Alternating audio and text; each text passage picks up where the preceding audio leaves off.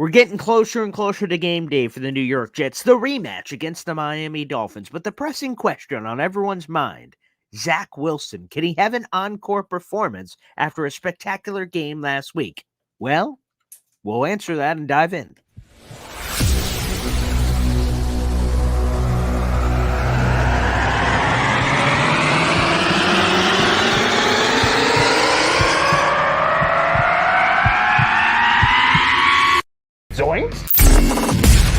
It is unequivocally the Super Bowl for New York Jet fans. Field Yates, baby. Field gosh darn Yates. Let's bring him on the show. Come on, people. Connor Rogers is joining the show. What's up, Connor? But Trevor gosh darn Sycamore, baby, for me, personally, my favorite New York Jet of all time. Wow, it's great to be on. What an intro that was right there. Paul, nobody does an intro like you, man. Paul, you give the best intro of literally any podcast that I've ever. I'm gonna lose my gosh darn bananas.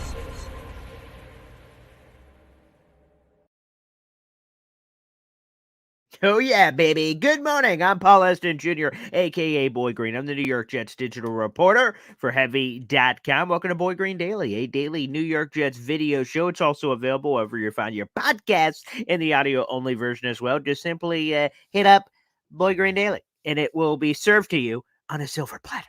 That's just what we do for you people. And before we get this party started, I do want to give a shout out that, again, check out our interview with Thomas gosh darn Morstead, talking Pro Bowls, talking his apparently potential budding family and getting more children somehow associated with his jersey number. Oh, there's a lot of fun jazz. Make sure you guys check it out. That is also available in audio only or video version. I prefer the video version with everything that was there. So guys, feel free to check that out as well. But let's bring on this guy. And this is a guy I've worked with in the past, is a good friend. I met him at when I was doing a Giants training camp visit a bunch of years ago for my radio show here in Syracuse. Oh, man, this guy is a ball, and this guy is on it, okay? I don't know if he has any time for sleep because everything just seems coordinated. Every minute of every day is maximized. He juices the orange.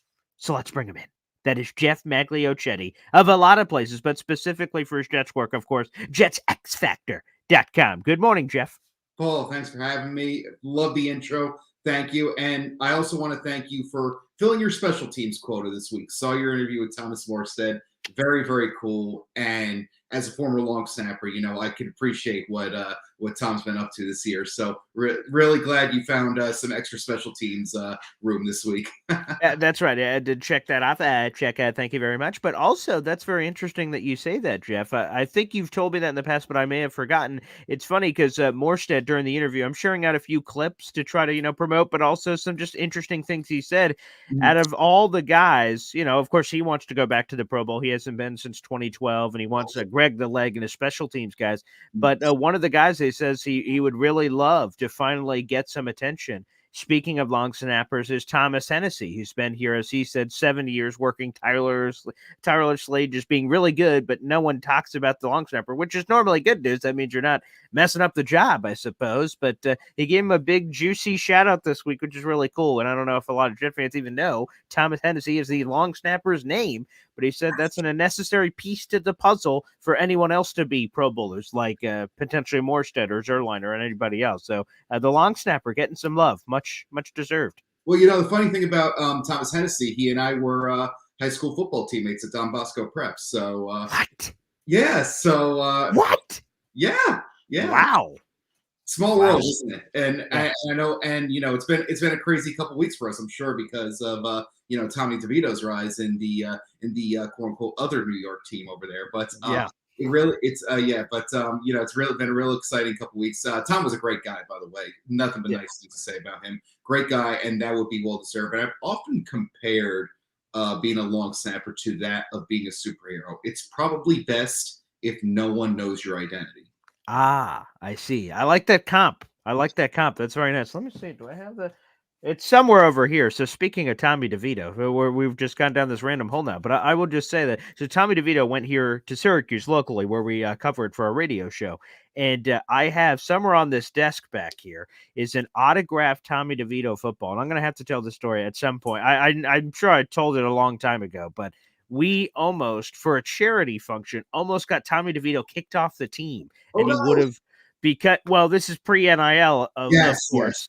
But yeah, I organized. Here's the short story of it. We organized I do a charity function every year. Well, it was pre-COVID. We'll see if we could get that back up post-COVID. But every around April, around the draft, what I would do is all the contacts, and you've been in the business a long time, so all the contacts, relationships we've built over this time. Every once in a while, you could dip into them and say, "Hey, I run this like pre-draft charity auction where I get a lot of items from famous people that I know, and then we auction them off for charity, and 100% of the proceeds go to the Wounded Warrior Project." So I said, on top of our national stuff of Jets, Giants, I'm like, man, let's get something local. Let's see. I got connections on the football team. I could get someone to get to Tommy, who was the starting quarterback at the time, to sign a football. And wow, Absolutely. this is going to be great. So I get one of my, I know someone on the team who plays a different position. He gets it, Tommy, gets it signed. So, oh, yeah, of course. I love it. Charity. Amazing.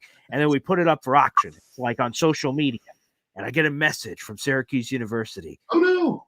And they say, Paul, if you don't take that down right now, Tommy DeVito will be like ineligible to play college football here.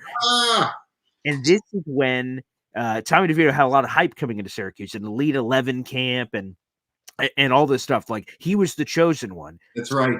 There was a point where people would have come to my house with torches and pitchforks. I potentially could have ruined the savior of Syracuse football and made him ineligible because of him signing a football. Apparently, he wasn't allowed to sign. Thankfully, we were all able to figure it out. I went, okay, I will remove that immediately so I don't die from Syracuse football fans. So I immediately removed it. But then I had this ball that I could do nothing with because they said, just keep it, pal. And I went like, okay. So now I've got this weird, funny Tommy DeVito story, which is now even funnier now as he's smacking it around in the NFL. But we were this close to ruining Tommy DeVito. Hey, come next. That'll fetch a pretty penny.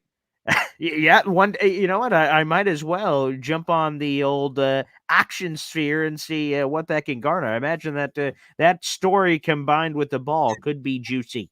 I think there's some potential there. Absolutely. The great thing about Tommy is that, as a fellow Bosco alum and North Jersey kid of Italian heritage, I think it's great to see that he's established that form of niche for himself in the sense that we're never going to see another, to go for a circle on the Jets, another Ryan Fitzpatrick in the sense of a backup quarterback with so much personality and just enough talent to form a lasting presence in this league. Maybe the closest thing would have been Gardner Minshew, perhaps. But let's face it, beyond you substitute Harvard for chicken cutlets, and Tommy DeVito has more or less picked up where Ryan Fitzpatrick has left off, and I think that's great to see, and I think it's something that's going to help him establish a role in this league for a long, long time. And to again come full circle in terms of Jets, maybe the Jets should have taken note in terms of backup quarterback, that is. But of course, no one could have seen Tommy DeVito's rise coming. But at the same time, I'm sure we'll get to it. Yeah, that does circle around beautifully because actually the Jets did do their homework on Tommy DeVito. As you and others may or may not know, there is a local pro day for the Jets, and any team, wherever you are in the NFL, you can host a local pro day for local collegiate prospects, and technically that counts Tommy DeVito, who is at Syracuse. I know he transferred to Illinois, so he and a lot of others got like a special extra thing because you have the combine, you have those own players' pro days and things of that nature, but the NFL teams have their own. And Tommy DeVito was there and also did things both for the Giants and Jets. So they were kind of there. And after the draft, the Jets, all the Jets offered after the draft was a post-draft invite for the rookie minicamp as an undrafted free agent. They said, we'll give you a look, kid. And then other teams gave him more substantial offers. Giants, obviously, withstanding here, and others. And then we all know what happened there. And then we go to this week, Jeff. Let me tell you this. So what's that, week 14? If I would have told you before the year that your your respective AFC and NFC players of the week were Tommy DeVito and Zack Wilson for the Giants and Jets, your response would have been what? I would have said, "Are you sure you're not talking New Jersey Generals football?" But no, hey, it's good for them, and I think since it's a Jets program, let's actually sure. I'm sorry, but yeah. I think that Zach, it was really good. It was really good for him mentally.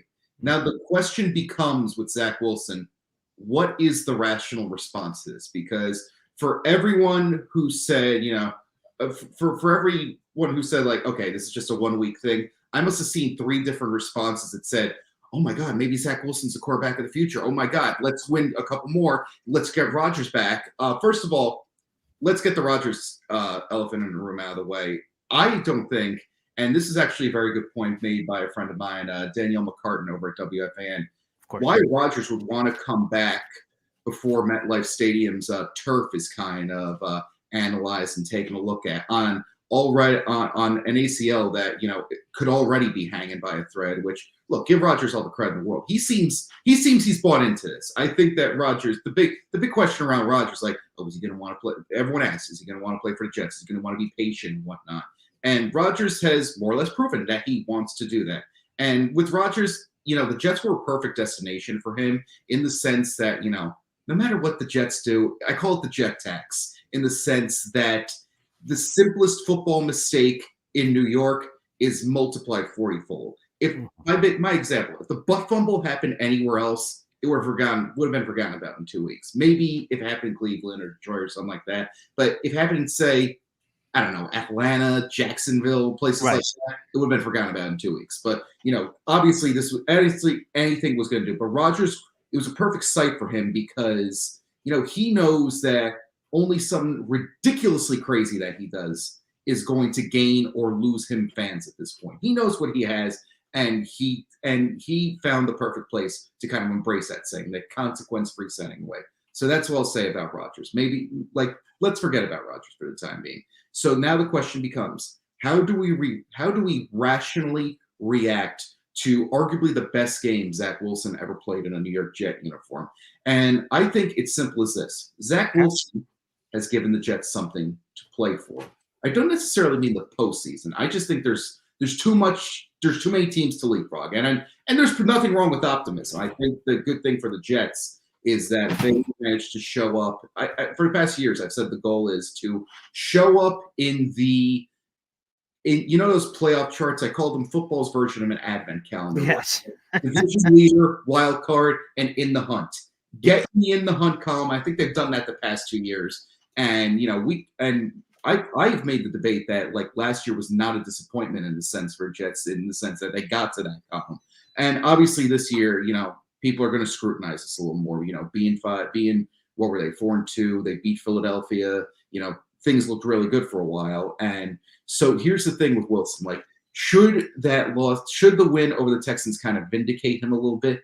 Minimally, because people are like, oh, let's look at Zach. This is what happens when you take the training wheels off and everything. But then again, you want to look at Zach Wilson's stats when you supposedly take the training wheels off.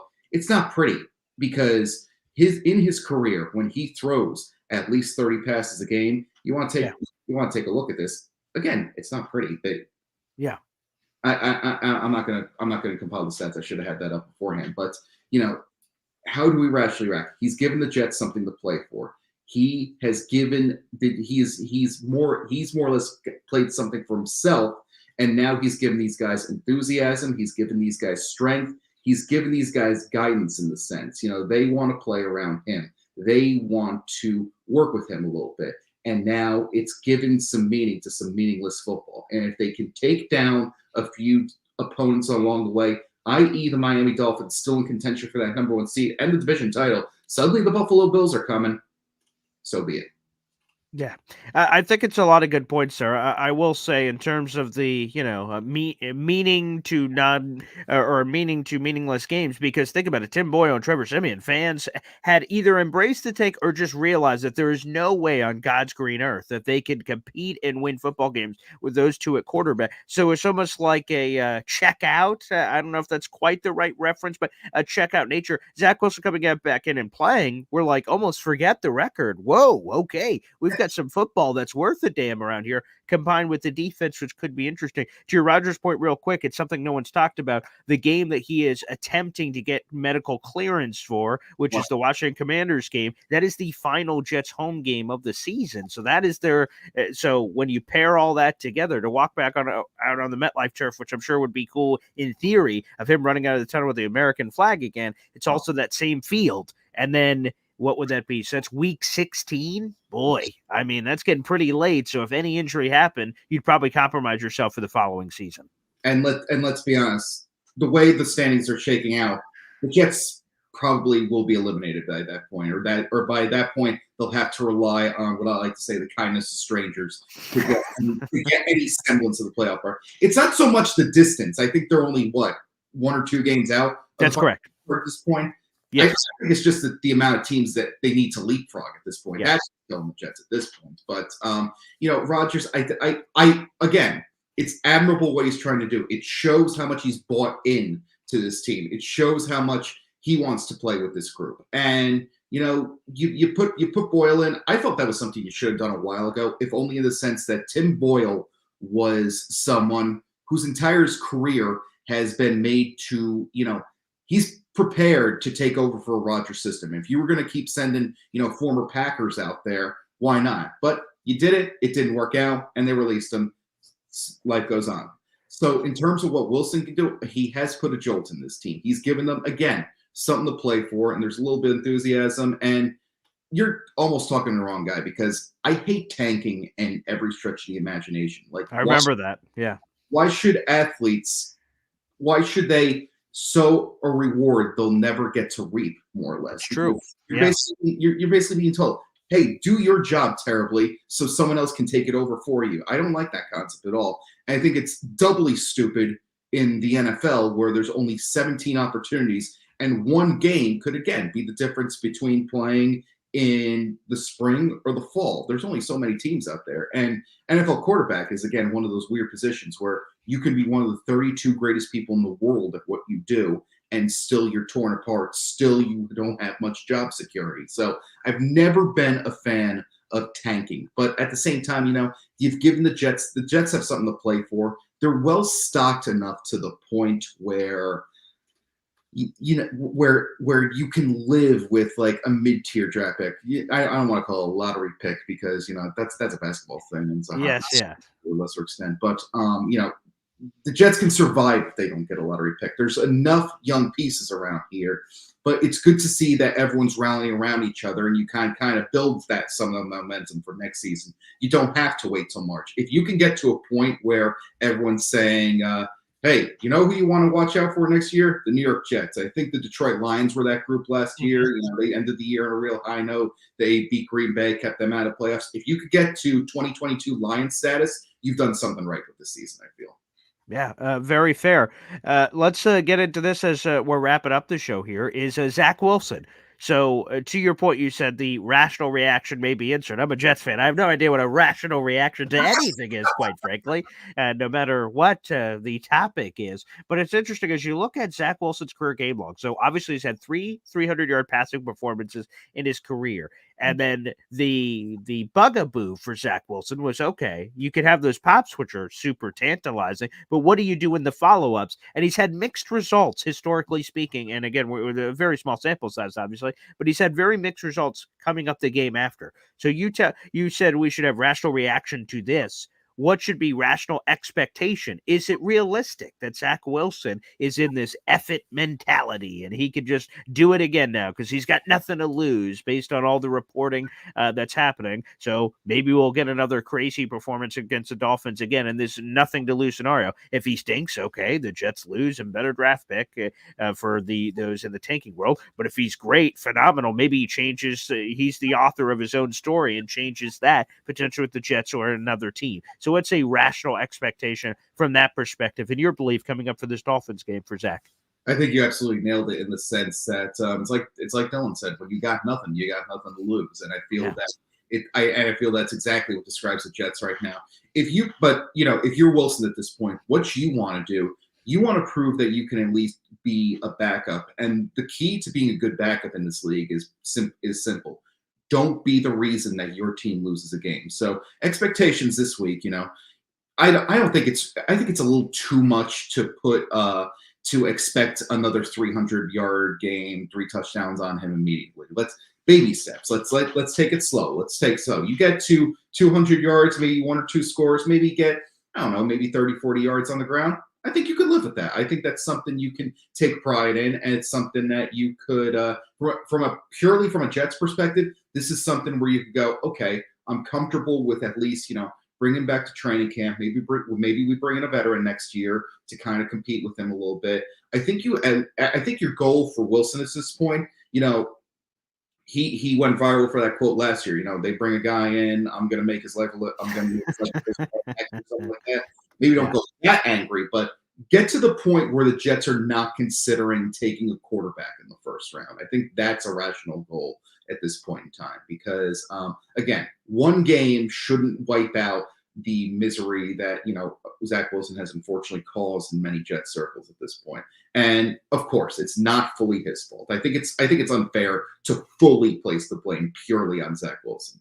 And, and the conversation for the coaching staff, that's another thing. Are you going to play for this coaching staff? Robert Saleh and company have really made a reputation as being, players, coaches, the players love them and whatnot. Well, it's time to prove it. And that's what Zack Wilson has done. He's given this entire group something to play for. He's inspired them to play for each other. So to answer the question, reasonable expectation, get to about 220, 240 yards through the air, maybe 30, 40 more on the ground. Because Miami's going to be very, very angry, especially considering what happened on Monday night. So, it's a little too much to ask Zack Wilson to go out there against a very angry Dolphins team and duplicate what he did against Houston. So I feel that, again, 220, 240, 30, 40 on the ground, 1 or 2 scores. I think you could live with that. Yeah, it'll be interesting because there's one of 2 ways you can interpret what just happened to the Dolphins. To your point, very angry. How did we just lose to a 4-8 team at home? We're going to be more alert than ever. They blow a touchdown lead with 2:50 left. That's stunning, a stunning collapse. Or, as the Jets may look at it, some Jet fans have noticed, they smell blood in the water. There's an injured Dolphin. And like, excellent. And then they're like, I wounded him. And they can jump out like, rah! And then like continue to feast on this wounded Dolphin. It would more so fit into some level of a safari of some kind where there's a wounded gazelle and multiple, cheetahs of some kind are attacking this thing. So I don't know how that works in the water, but nonetheless, the point is that there are people that believe that perhaps this wounded Dolphin, the Jets could also take advantage of in ways that the Titans did, since in some ways they are lesser from a defensive analytical perspective. Some of the numbers aren't nearly as great, obviously, as the Jets, and some of the talent is interesting as well. But let me end with this, Jeff. Your prediction, Jets, Dolphins, Sunday, 1 o'clock. Dolphins, as you mentioned, competing for all kinds of things. 1 seed, AFC East, all that. Jets pride and the outside shot, the hope of the playoffs. Hey, so they're doing all that. So what is it? What's prediction time? You tell me there's a chance, as Dumb and Dumber said. And for the record, I think you're right. The Jets would. You put the Jets and Titans head to head. I think the Jets would win. I think the Jets would win that game. I think the defense would really stymie Will Levis. But to answer the question of Jets Dolphins, I think again, Miami will pull this one off. I just think it's just a little too much to ask at this point. Again, the key to all this is rationality. Let's take things slow. Let's push things forward. And I know it's hard as a Jet fan. It's hard. That's true. You get spoiled. You see one glimpse of greatness, and you have to cling to it. And I get it. Like this is the fan base again that saw Mike White and completely lost its mind. And That's right. Yeah. And speaking of the Dolphins, as a matter of fact, but Yeah, right. it's just a little too much at this point. This is going to be one of those games, I feel. And hey, CBS has brought into the hype too. Look, they got Nance and Romo on the game, so they realize what's going on with this game too. So I think that this is going to be one of those games where it's close the entire time. It's going to be like 17-14 with around 3 minutes left, and then Miami kind of runs the clock out a little bit. So I'm going to say it's going to be somewhere along the lines of Miami 24-14, in that range. But again, this is a game where the Jets kind of play for each other a little bit. If you can, it's just a little too much to ask the Jets right now. Houston's one thing. Houston doesn't know how to win at this point, and the Jets took, to their credit, let me be clear, I don't want to take anything away from the Jets for what they did last Sunday. That was impressive, what they did, particularly in that second half. Whatever was said in the locker room at halftime, record that and sell that for millions on the motivational speech circuit, because gosh darn it, it worked. But it's just a tad too much for them to go up against, again, a very angry Miami team with something to prove.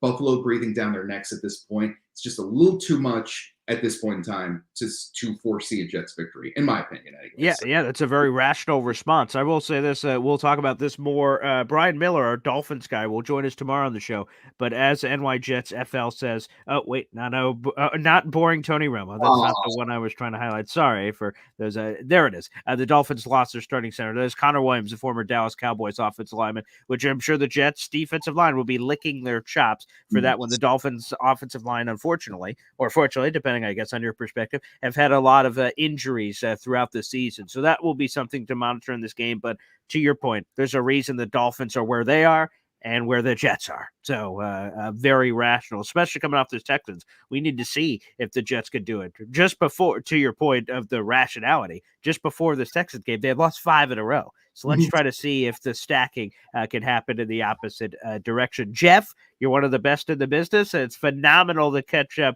after all this time. Too long, in my opinion, so we'll have to do this again soon. Had a lot of fun, pal.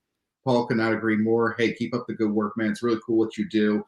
Love the setup. Love what you got going here. And if anything, you've really established yourself as one of the perfect combination of both rational and optimistic Jet fans out there. So appreciate that. Appreciate your enthusiasm, and you're a real credit to our profession. So keep up the good work, and thank you for having me on. Of course, and I appreciate that. Guys, make sure you look him up and hit him up on all the social media portals and check out his columns for JetsXFactor.com. Thanks, everybody, for tuning in this morning. Like I said, Brian Miller, our Dolphins buddy, will give us the other side of this equation tomorrow morning live at 7:30. All right, everybody, make sure you take care. God bless.